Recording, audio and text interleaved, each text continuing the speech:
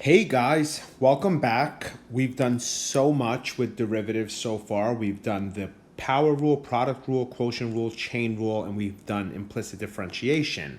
Now we're going to speak about related rates. And basically, I try to figure out, or I try to come up with a way on how to explain this the best that I could and make it very easy for you guys. So I wrote down the following. I said, a lot of real world example deals with time, seconds, minutes, hours. For example, people per hour. So like if someone is waiting online, it could be people per hour, gallons per minute. So if there's a leak, you can see how many gallons per minute, feet per second, miles per hour, how fast the car is traveling. In all of these, we're talking about time. So calculus is really discussing the rate of change. The per is the important part here. So it only makes sense to take the derivatives with respect to time. So far we've written derivatives as f prime of x or y prime or dy per dx or dy over dx. But this is actually the per part right there. Okay, it's the quotient, it's that line there, okay? So anytime we take the derivative of a variable other than t, we will write d, the variable, dt, okay? So most people like to extract data from the problem. So how do we know what numbers belong to what variable? I wrote it's pretty easy. First, let us start by taking the derivative of the following equations with respect to time. So a lot of these problems in calculus are going to have to do with the area of a circle or the volume of a sphere, the volume of a cone or a cylinder, and so on. So I wrote down a few of these equations, and I'm just going to show you how to take the derivative first. And then in our next video, we'll start doing problems, okay? So let's begin here. The area of a circle is pi r squared. Pi is a constant, 3.1415, but let's just pretend it was 3. How would you take the derivative of a with respect to time? Well, that's easy. It's d, the variable, dt. Okay, that's all you have to do there. Because the derivative of a is 1. And now, because it's a letter other than t, you're going to do dA dt. Okay, pi is a constant, so we push the constants to the side. And what is the derivative of r squared? Well, that's equivalent to saying, what's the derivative of x squared?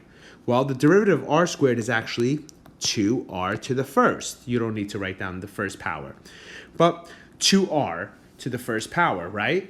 But because that variable is not t, you need to follow it with dr dt. Okay, and that's how you take the derivative of this guy here. Let's try another equation. A squared plus b squared equals c squared. Well, the derivative of a squared is 2a. Because a is not a variable t, you have to write dA dt after it. Every time you take the derivative of a variable, you have to write down d, the variable, dt. Derivative of b squared, 2b db dt. And the derivative of c squared is 2c dc dt. Okay? So that's how we do these two equations, and we know that's the Pythagorean theorem. So we are going to apply all of these to problems in our next video. Okay, let's do a few more. Pi r squared h and 4/3 pi r cubed. These are the volume of a cylinder here, and this is the volume of a sphere. Let's do the sphere because it only has one variable. So I'm going to do this guy here first, okay? 4/3 pi is a constant, okay? So let's start here. The derivative of v with respect to time is dv over dt. 4/3 pi stays. The derivative of r cubed is 3r squared. Okay, now it's dr dt. You must clean it up. The 3 times the 3 cancel out. Or I'm sorry, the 3 on the bottom and the 3 on the top cancel out, and you're just left with dv over dt.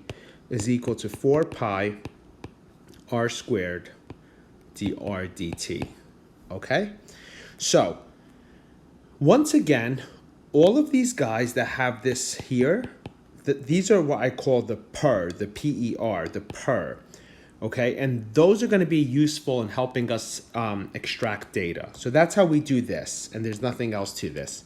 Now, I'm going to do the v equals pi r squared h.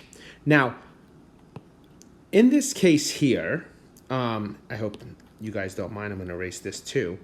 In the cylinder, this is a variable, this is a variable, and you're basically multiplying it, so it's the product rule, okay?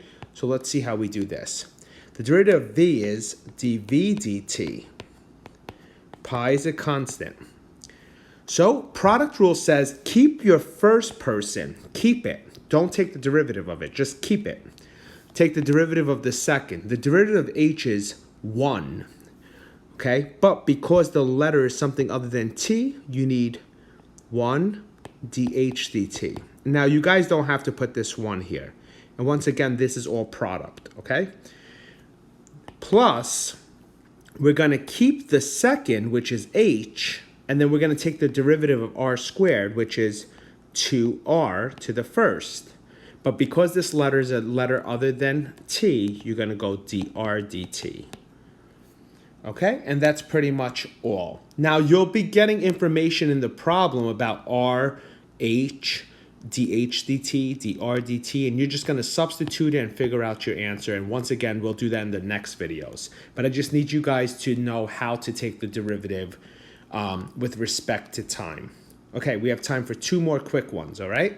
So, a equals side squared, so this is the area of a square, and below it's v equals e to the third. I use e for edge, and that's the volume of a cube. Okay, so how do we do this? You guys can pause the video and see if you can try it by yourself.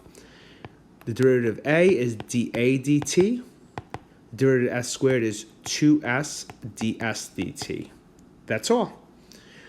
Volume dv dt, 3e squared dE dt.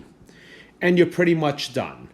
So join me in my next video where we are going to do problems. From now on, I'm going to only do 1 problem per video, but I'm going to do every single possible problem that is in the calculus textbooks. So I hope you watch all of them, and some of them are only going to be 3 minutes long. So please watch everything.